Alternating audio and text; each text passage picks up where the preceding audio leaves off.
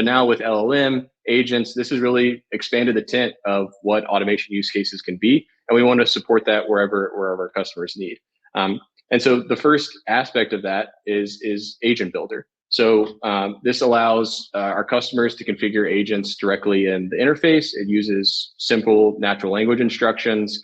And a big part of that is agents need access to the LLMs for the reasoning that they're going to be doing. So that means interpreting the instructions, making decisions, and we want to make accessing those models as easy as possible. So you can bring your own model with if you already have a relationship with your model provider, or you can really get started quickly with our embedded models, which gives you access to those premier frontier models without needing a separate contract. You're already contracted with Celigo. You're using us for the integration automation. It makes it easy to get started and start using those embedded models with the tokens you have.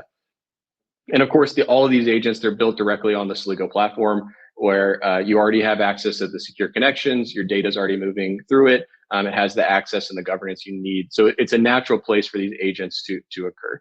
And so what does an agent look like on the platform, right? So this is a simplified diagram of something that we're all familiar with, which is an integration flow. And you can build a flow around an agent or invoke it in an existing flow. And the agent contains just a few components that are easy to configure. So you provided the instructions in natural language.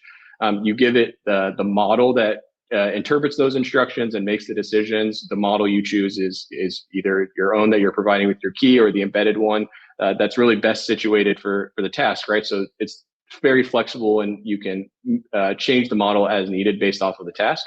And then if the agent is taking actions, you need to give it the tools. So you attach these tools, whether it's a Celigo tool or an MCP server that has the tools underlying it, so that the agent can take real action, whether it's on the data or the systems that you want it to interact with.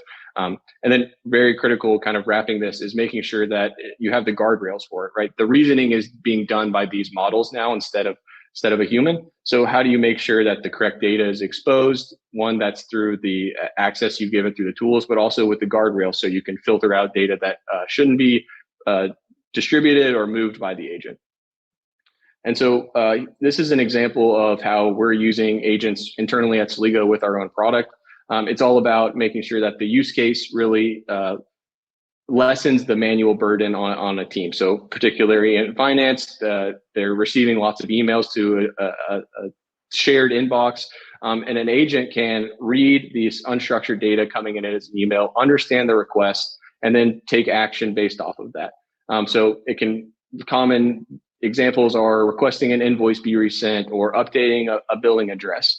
And so the agent's able to take that, access the email, and then either create an email with an invoice attached or recommend an update change within the database.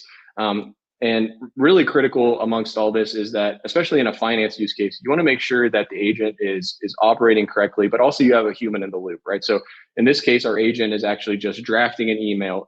Someone in finance can go and review it, make sure that it's what they need, and either make a change, delete the email, or send it. And really what the agent is doing is it's doing the very tedious, heavy lifting that task required, right? Reading an email, understanding the context, looking up the data. And so that frees up our finance team to work on more strategic projects. They're not spending endless time searching for data and just responding. And it also gives a better customer experience. So it's all about creating an agent that has real operational value and is done in a controlled way, and only through the control plane of our platform, with the right access, with the right controls, is that able to happen.